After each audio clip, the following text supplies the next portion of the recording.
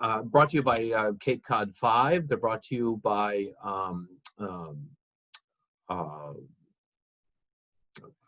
First Citizens Federal Credit Union. It's too nice outside for me too, and it's also by Martha's Vineyard Savings.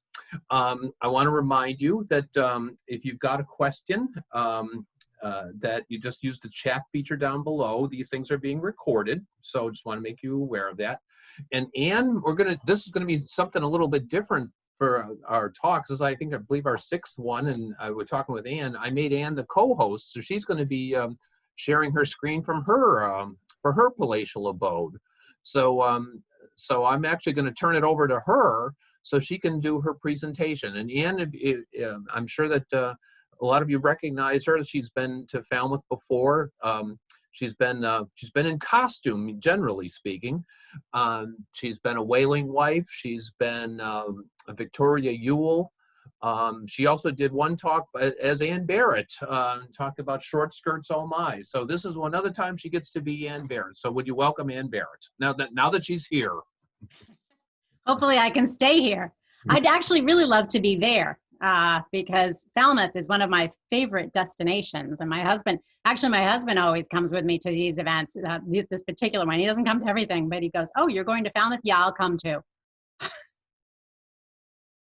So thank you for inviting me to speak with you this afternoon about Coast to Coast in 48 hours and my story on that. I'm going to talk about early aviation, and especially the first transcontinental air and rail trip made from New York to Los Angeles in 1929. So it all started with this, a little book of handwritten notes. I had always known that my great aunt Grace had made the trip. It was family lore. You know, when I was a little girl, I actually thought she flew the plane. But then I got a little older and understood a little bit more that she had simply been part of this. I remember Aunt Grace. She was born in 1872 and she lived to be very old. So I just barely remember her when I was a child.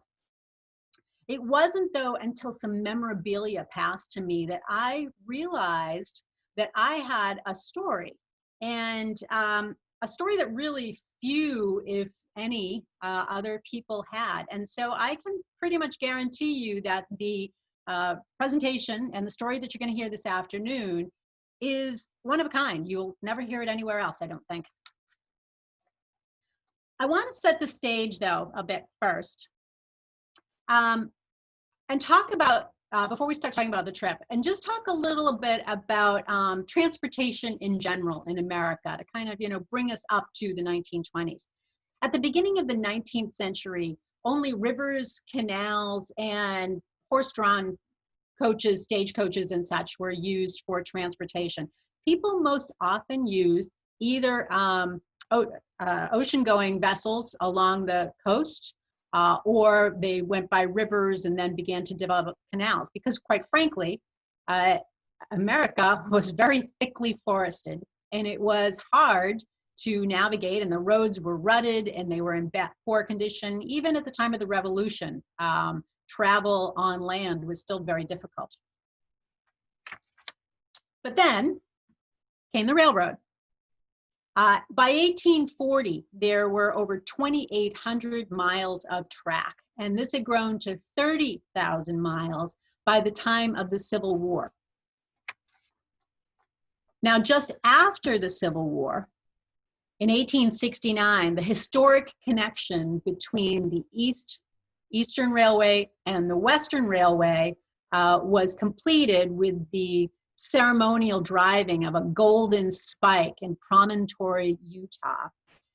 This made transcontinental travel relatively easy. There was one train per week going east and one train going west. By 1890, over 100,000 miles of track crisscrossed the United States. In 1910, 95% of all intercity travel was handled by the railroads. And in 1920, 1.2 billion passengers traveled by train in America. But the automobile was catching on, and gradually short distance travel began to migrate over to the automobile. This left the railroads really only with the long distance travel market. But as we know, that was about to change as well. No one knows exactly when commercial aviation started. There are records of short trips occurring in the teens and into the early 20s, especially in California and in Florida, where the weather was relatively stable and made for fairly easy air passage. But it was irregular. And in the 1920s, it was actually the US Postal Service that had a hand in creating regular air travel, because they were beginning to rely on aviation to transport letters and packages. In 1925, it was delivering 14 million letters and packages a year. And this included regular transport between cities with planes carrying some of that mail. So there were regular routes. But the US Postal Service decided that they didn't really want to be in the air travel business. And so they sold off each route to private carriers who continued on and carried the mail, but handled all the transportation. While some limited travel existed along these mail routes, you could still cross the country more easily and faster by rail, and definitely more comfortably. Airplanes could not fly at night. There was no cabin pressurization, and they were subject to turbulence because they flew fairly low. So passengers, when they did book a passage, passengers were often required to wear jumpsuits, goggles, and helmets. Still, despite this, the intrepid travelers grew from 6,000 in 1926 to 173,000 in 1929. It was beginning to catch on. With the success of Lindbergh's transcontinental flight in 1927, public interest in commercial aviation was further piqued. And the time seemed right to think about launching a bigger initiative. Lindbergh and some of his previous backers began planning a commercial coast-to-coast passenger service. Because planes couldn't fly at night, they conceived a plan where passengers would fly during the day and then take the rail at night and then fly during the day again. Lindbergh was obviously very famous. His aviation prowess was not in question at all, but he was young and he needed the kind of financial and organizational backing in order to launch this plan. And that is where C.M. Keyes, a businessman and financier, came in. He was the chief executive of the Curtiss Airplane Company. He spearheaded the funding that was required and developed the influential business connections and the relationship with, for example, the Pennsylvania Railroad. And this all came together in a new company called the Transcontinental Air Transport Company, which was known for short as T.A.T. Lindbergh served as the technical advisor to T.A.T. So that was lending credibility and expertise to the venture. And the map that he mapped, or the route that he mapped out for this new venture became ultimately known as the Lindbergh Line or the Lindy Line. And I'm sure some of you are familiar with that term. Lindbergh approached Henry Ford as a potential backer. But Ford didn't want to invest money in the venture, but he did give Lindbergh some advice. He cautioned that public acceptance of this new mode of transportation would depend on the public's perception as it being very, very safe. One passenger fatality, Ford said, could be enough to set the whole industry back decades. Ford recommended to Lindbergh that his team use only the most modern of equipment. Monoplanes, because they were much simpler. Planes made of metal. Metal at the time was seen as the new material of the future. And something that would have more than one engine. Not surprisingly, Ford company just happened to have just such a plane. It was the Ford Tri-Motor, and it met all the criteria. So it was chosen as the plane of choice for this venture. The Tri-Motor was known as the Tin Goose, as it was completely made of metal, just like the Ford Tin Model T was known or nicknamed the Tin Lizzie. It was chosen because it had 3 engines. It could operate on 2 of those engines, and it could even fly with just 1 engine far enough to land. So this would make passengers feel the ultimate in safety. It was about 50 feet long, had a wingspan of about 77 feet, and it could take 10 to 14 passengers depending on the configuration. It cruised at 122 miles an hour, and it could fly as high as 18,000 feet. But normal cruising altitude was about 5,000 feet. So T.A.T purchased 10 of these planes and named them after cities. And naming convention similar to what they did with trains at the time: city of Baltimore, city of San Francisco, city of Columbus, and so on. Lindbergh had 2-way radios installed between the ground and the planes. My understanding is that they were perfect, but they at least offered some communication. And they were the only airplanes at the time to have that.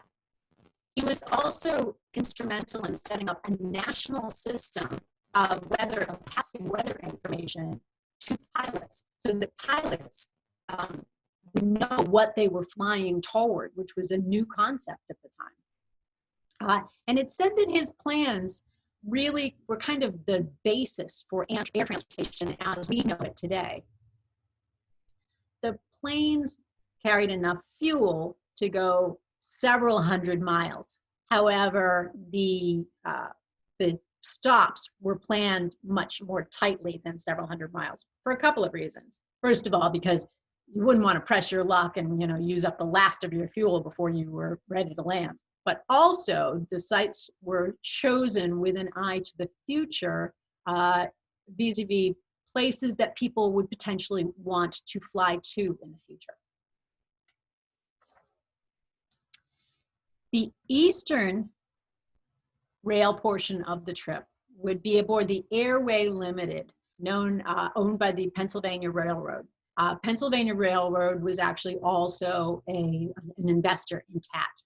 The Atchison, Topeka, and Santa Fe Railroad picked up the western portion. They did not invest in the company, but they did provide the transportation along the western route. This map, which I actually have the original copy of from some of the memorabilia that was passed to me from Aunt Grace, this map details the route with stops and plus the weather observations. And it was handed out. You'll see it again in a different form. You'll see the rest of it later in the presentation. But it was given to each passenger. It's a very nice, pretty expensive piece to have for them to have put together. Cities competed with one another for the privilege of being a landing site along the route. Lindbergh selected 10 evenly spaced sites, including sites that were close to railroad stations, so that passengers would have an easy transfer between the train in the plane. The airfields that were developed, either those that were already in existence and as well as those that were newly developed, had to meet a demanding set of specifications laid out by Lindbergh. In anticipation of a time when night flying would be possible, all of them were required to have runway lights, for example. Port Columbus opened a brand new airport which covered 500 acres and had 2 runways. Just in comparison, today the Columbus Airport covers 2,000 acres.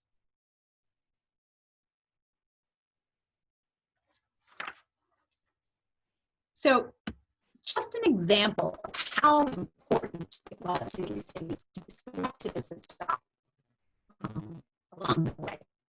In the winter of 1928-1929, Lindbergh landed his plane in an alfalfa field about 3 miles northeast of Waynoka, Oklahoma, much to the surprise of a couple of farm boys that were in the field across the way. Lindbergh was looking for land for a new airport to be built by T.A.T.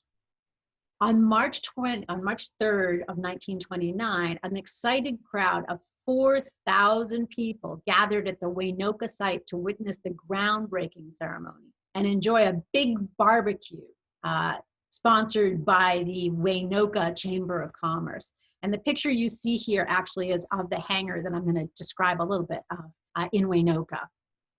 The Daily Oklahoman devoted a full page to the event, proclaiming that future passengers of the coast-to-coast service were already scouring maps, looking for little-known Waynoka. The Waynoka airfield had 3 asphalt runways. It was the most brilliantly lighted field in the world. With 15-watt runway lights every 260 feet. T.A.T. constructed America's 3rd largest hangar that could house 6 Ford Trimotors, 2 electrically lit signs on the roof. I wish you could see those, but they're up on that roof, spelled out Waynoka so that when planes came in, they could look down and see the big Waynoka sign. So what did, for example, Anne Lamar Lindbergh, Lindbergh's wife, she was also used to promote this new venture. And she was quoted as saying, "Waynoka, I have never seen a place like it. It has 4 or 5 paved streets and a hotel. One of the T.A.T. men described it as the kind you see in old Western movies.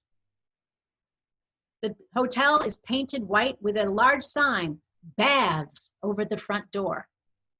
It all felt very, very Western. The quiet, the lack of pressure or touch with progress. The entire town came out to see the dedication. Some townsmen said there hadn't been a crowd of that size since the dedication of the town's road pavement."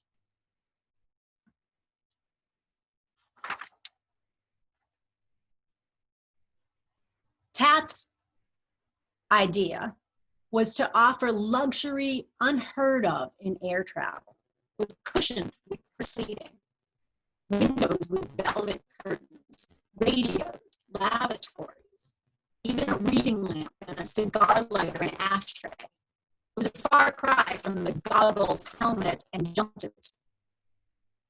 In-flight food and beverage was served by male cabin stewards. And let me just take a moment to say that at first, women were not eligible to serve as cabin stewards. And Ellen Church, a registered nurse, is credited with changing that. She went to Boeing and convinced them that nurses actually were in the best position to service cabin passengers, especially passengers who perhaps were not feeling very well.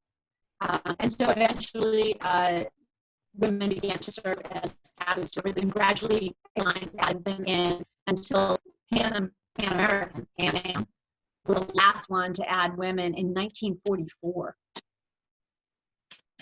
The trip would provide end-to-end service with arranged meals on the ground and high-quality transfer services between the planes and trains. So I mentioned that earlier in the 1920s, people were were doing some limited commercial passenger travel, but you had to go down to a local airfield, find out if there was a plane leaving, going where you wanted, find out if you could get passage on it. And this was going to basically handle everything for you.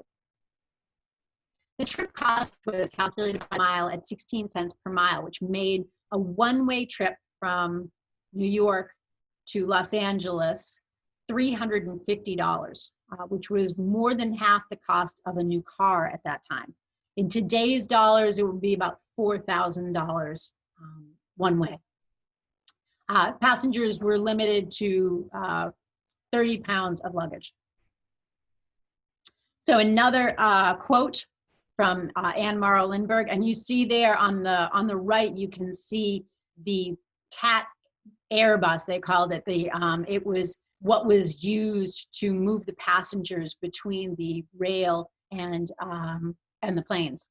So Anne Morrow Lindbergh said, "I am simply amazed at the detail that has gone into this T.A.T line. They give so much care to comfort and luxuries, and an aero car to take you from plane to train for your night rides, and a map given to each passenger so he may study the country."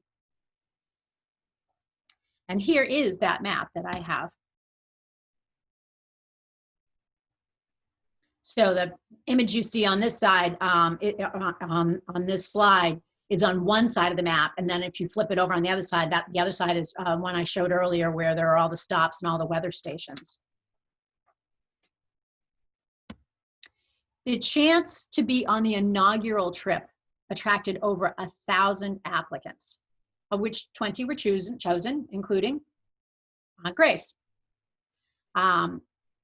Grace, I do remember I loved her house when I was a really little girl. She had this big, beautiful Victorian with a goldfish pond, which I just loved.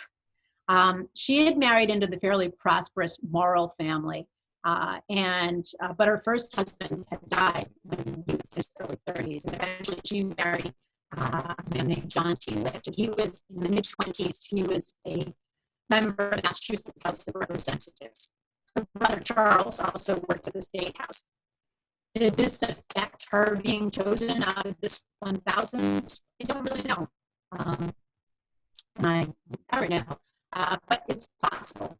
She was at the time around 60-ish when she made the journey.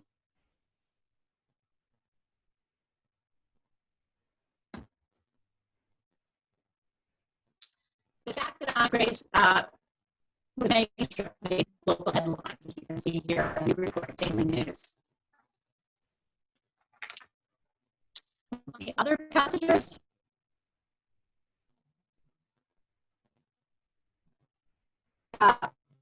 among the other passengers were Betty Brainerd, a reporter for the Boston Globe, who filed stories all along the way, keeping the locals apprised of the trip's progress. Amelia Earhart was also a passenger. You can see here a picture of Grace and Amelia together. And then Amelia's friend, Dorothy Putnam, is also there as well. She was the Crayola crayon heiress. Earhart was appointed to be the assistant to the T.A.T general manager. They were hoping to have, by incorporating her into the management, they were hoping to encourage female travel as well. And now we go on to Grace's diary. Left home at 6 a.m. out of the brown Charger. Left car at every garage. Took the L to South Station and from there Colonial via New York UH and HRR to New York. Arriving at about 2 p.m., going over Hell's Gate Bridge. Had lunch in the station dining room and went to the office of Mr. Egan, the station master, and after meeting him and other officials, met some of the other passengers. Newspaper reports of the evening describe the following. On the evening of July 7th, Charles Lindbergh pressed a button in the California governor's Los Angeles office, causing a light to flash 3,000 miles away in Penn Station. The conductor of the Pennsylvania Railroad's Airway Limited called, "All aboard!" With the crowd cheering and the band playing, "California, Here I Come," the train pulled out. Going back to Aunt Grace's diary, Sunday, July 7th, 1929. At 4:45, had exercises christening the plane City of New York, which was in the station. Miss Amelia Earhart christened it, and then we all went to the train where Miss Dorothy Stone christened the train the Airway Special. Left New York at 6:05 p.m. The band followed us out of the station, stopped at Trenton and Philadelphia and Harrisburg and Pittsburgh. Were met by bands and crowds at each station all through the night. This is the christening and the send-off, this picture here, of the Airway Special rail car, which carried the passengers on the first leg of their journey to Columbus, Ohio. It served the dual purpose of traveling at night, so getting the trip going at night, which was something that could not be done yet by plane. And it also avoided flying, the necessity of flying over the Allegheny Mountains, which presented very dangerous flying conditions at that time. The Airway Special, this train here that you see, was a luxury Pullman car. So overnight, they traveled, and on Monday, July 8th, 1929, they arrived at the Columbus Airport, or at Columbus at 7:55 a.m. We met at Port Columbus by a reception committee. Mr. Francis took in charge with Miss Brainerd. Plane number 1 left first. A few minutes later, we left. Both planes circled the field and then left side by side. So that was on Grace's reminiscent of that particular event. Over 5,000 people were on hand to celebrate the takeoff, and 100 planes came in. And this actually is the picture that you see here. This is the send-off of that inaugural flight. The Columbus Airport had built specially for the Transcontinental route, and the Pennsylvania Railroad built a special terminal along its tracks at a point closest to the airport. So what was it like to fly on one of these? Well, this was a contemporary description of what it was like to be on one of these planes. Before takeoff, a muffled shout came from the cockpit. "Clear!" First one, then the other 2 engines, in rapid succession, clanked, shuddered, popped, and sputtered to life. The noise was loud and got worse as the pilot opened the throttle and eased the plane toward the warm-up area. Once there, the pilot braked the plane abruptly about into the wind and commenced checking out each individual engine by running up to high power.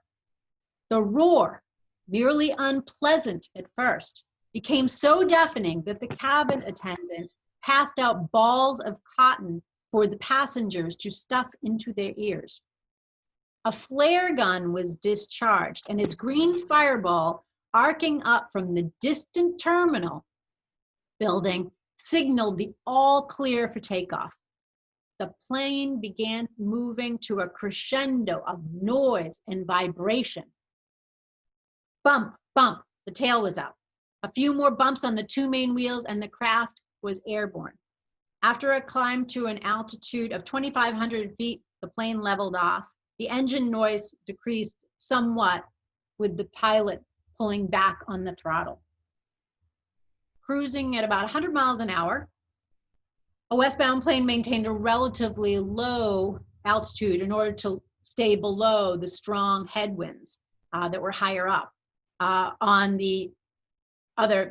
the other directions, they flew higher to take advantage of those tailwinds. Once the plane's airborne, the steward would hand out small aluminum trays made very, very specially of the lightest weight material possible, a very brand new kind of almost, sort of like tinfoil kind of material, because weight was an ever-present thought in design of everything for this airplane. So he would serve these small trays with rolls and milk. So how noisy was it? Normal conversation takes place at 60 decibels. Front row of a rock concert, 110 decibels. Ford trimotor during takeoff, 120 decibels. Instant perforation of the eardrum, 160 decibels. So very, very loud. So, and as a matter of fact, the reason that I have this picture here is because the cabin stewards were sometimes obliged to use kind of a speaking horn to speak to the passengers. Going back to Aunt Grace's piece, or her reminiscences, we landed at Indianapolis, St. Louis, Kansas City, Wichita, and Waynoka, Oklahoma. Between Wichita and Waynoka, we passed through a bad-looking cloud and had to be strapped to our seats. In case we were forced to make a forced landing, we would not be thrown from our seats. Landed at Waynoka about 7 p.m. After having dinner all together at the station, we went into the cars, the train cars, waiting on the siding, and the train picked us up at 11 p.m. The dinner she refers to took place at the Harvey House in Waynoka. Fred Harvey had established a chain of high-quality restaurants all along the rail line for the Santa Fe Railroad line. The diary refers to the possibility of turbulence. And I want to mention that at the time, one of the remedies for turbulence was that the cabin stewards would hand out lemon slices. Passengers also opened the windows for fresh air. Remember, there was no cabin pressurization. A cabin heater inside kept it at a balmy 60 degrees or so. Now, while the eastward journey was progressing, there was also a westward journey. The picture above is, or the picture here is of the ceremony on July 8th taking place in Los Angeles to launch the westward trip. In the dark suit, second from the left, is Charles Lindbergh. Over 100,000 people were present at this event, including Hollywood movie stars, the mayor of Los Angeles, and the governor of California. After actress Mary Pickford christened the plane with grape juice, because remember that Prohibition was still in force, Lindbergh flew the ship, as they called them then, on the first westward leg, making several stops before landing in Clovis, New Mexico. So going back to Aunt Grace, who's still heading west, on July 9th, she wrote, arrived at Clovis, New Mexico about 8 o'clock. Woke up at just daybreak and watched the stations as we passed. Panhandle, Amarillo, and each place looked typical of Texas. Had breakfast at Clovis Station, then took T.A.T bus out to airport. Had mishap on takeoff and crumpled one wing of plane by running into hangar and breaking windows. Number 1 plane, City of Washington, had been gone nearly an hour when we finally started off in the city of San Francisco. We had first started in the city of Los Angeles. After flying as far as Clovis from Los Angeles, Lindbergh had was then going to pilot one of the 2 westbound planes back to make the final landing in Los Angeles. Going on with Aunt Grace's report, we landed at Albuquerque, New Mexico 36 minutes after first plane had left, took on luncheon at Winslow, Arizona. First plane had left a few minutes before we got there with Lindbergh as pilot. Arrived at Glendale Airport at 5:12, 24 minutes ahead of number 1 plane. May met me at port, and we waited for other passengers to see Gloria Swanson christen the plane.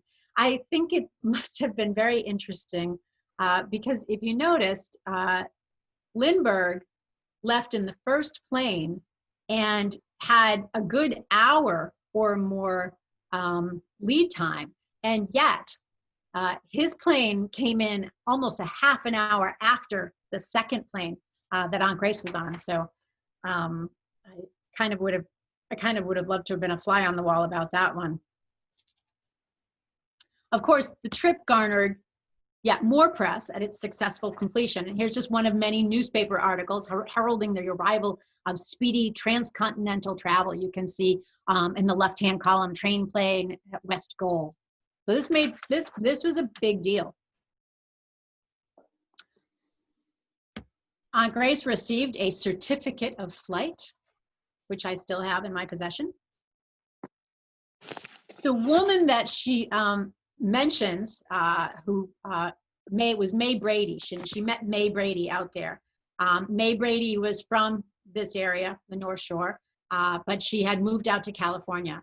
So once Aunt Grace arrived, she spent time seeing the sights and visiting with her friend. Other passengers went their separate ways, some such as Crayola heiress Dorothy Putnam, making the return trip also via the air rail service. But her trip back was not as smooth as her trip out. She recorded her experience saying, "Within the hour, we've had a terrifying thrill. Our radio burned out and the fire, smoke, and smell at 10,000-foot altitude over mountains and valleys gave one to think." This novel new approach to transcontinental travel was heavily promoted. The 48-hour trip was at least a day shorter than it would be if you took it by rail. It was usually a 6 to 7 day rail trip. T.A.T expected businessmen and upscale travelers to use the service. Businessmen, especially people who would need the service, and that speed would be very important to them.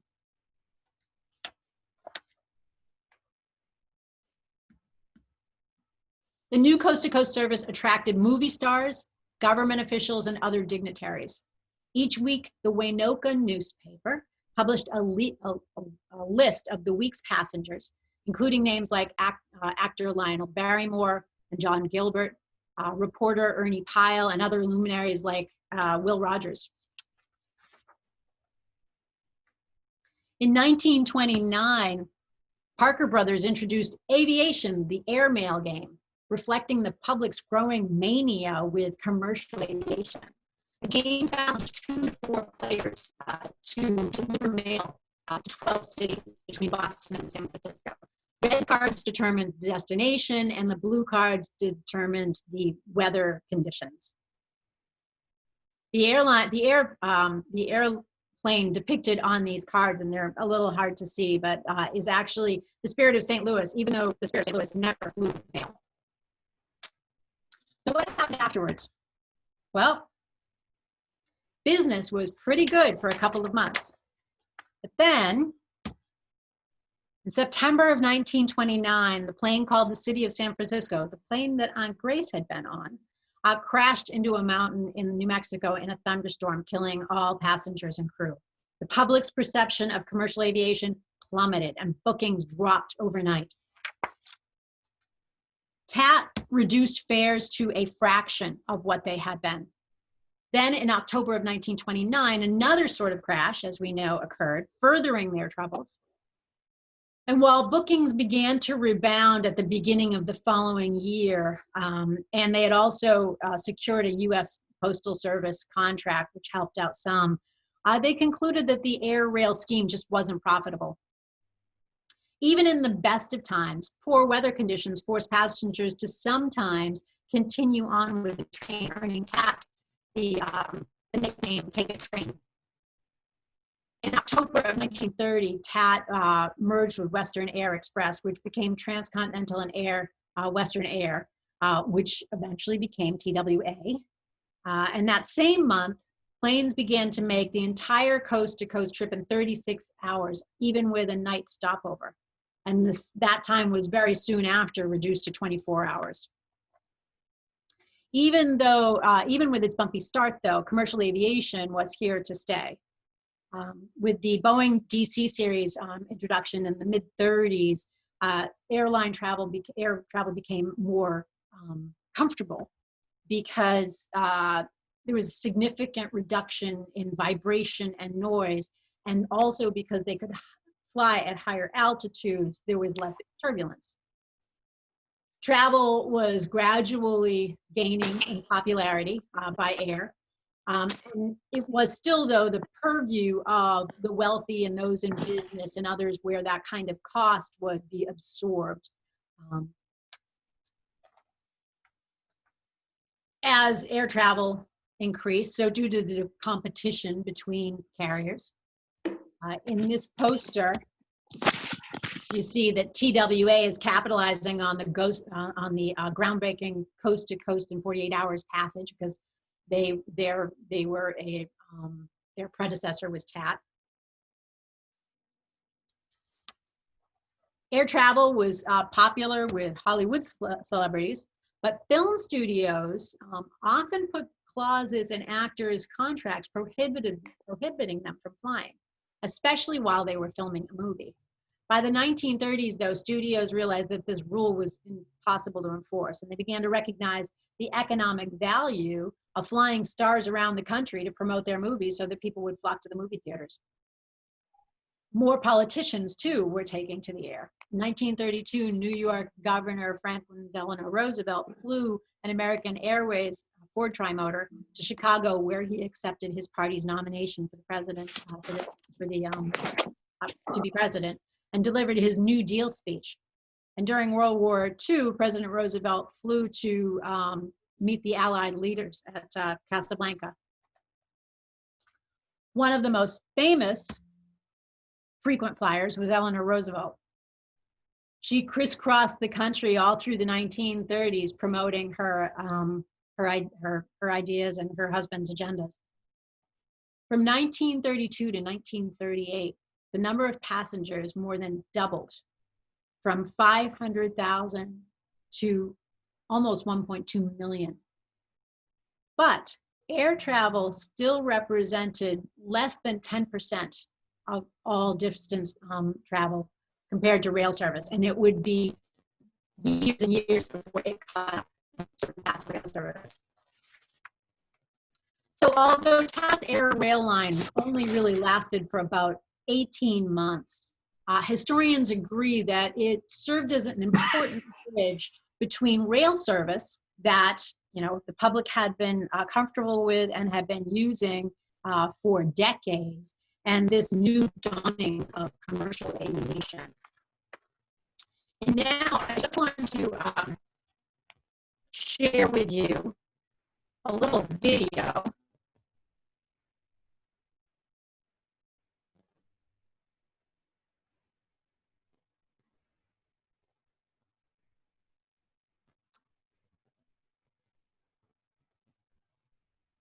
I hope.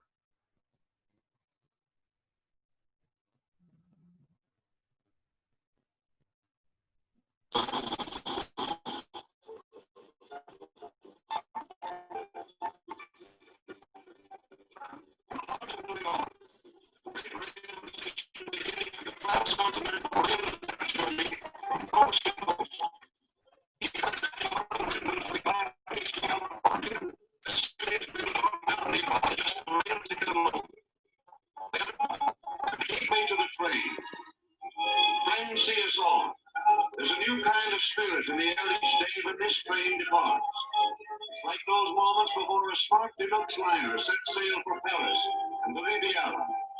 At exactly 6:05 p.m., the Airway Limited, first and only train of its kind in the world, with a direct airline connection, pulls out with its air-minded guests.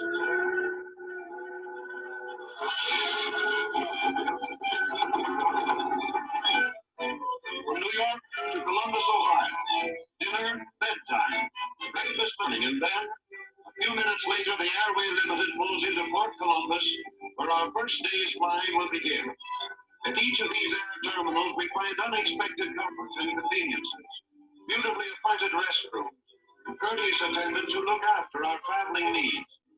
In Port Columbus, 30 miles, 60 miles. In the morning now, time to take off. The big tri-motor all-metal plane is ready and waiting, equipped like a Pullman car. Its roomy cabin is well lighted and heated in wintertime.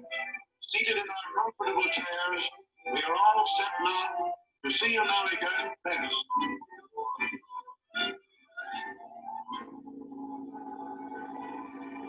The field rushes by, then all is flowing smoothness. The city of Columbus, Ohio, quickly passes on. The majestic skyscraper serving notice on aircraft. Side New York, and symbol for America reaching up. Now, I guess we can see the train up. It remains ahead of us for only a moment or two.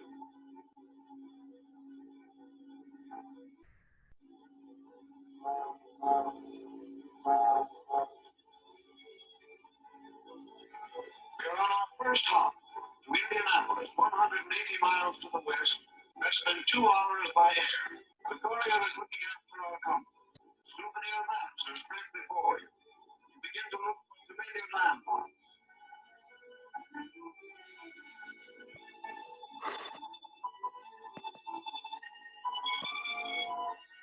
Arriving at the airport in Indianapolis, at this same time, at every airport along the route, the teletype system reports the news on our progress.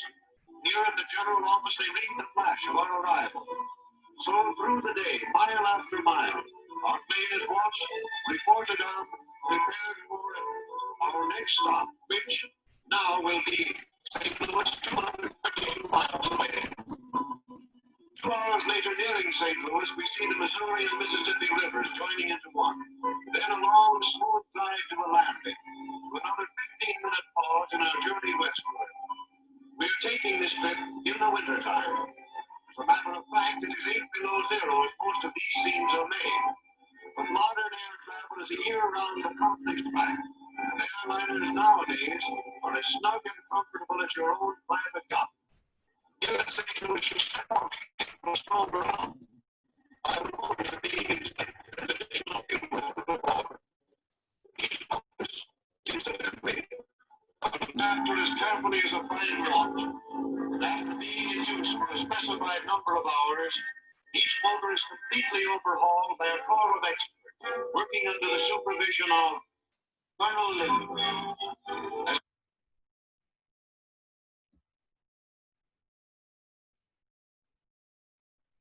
So that is the conclusion of my presentation. And I hope you all enjoyed it. Thank you, Ann.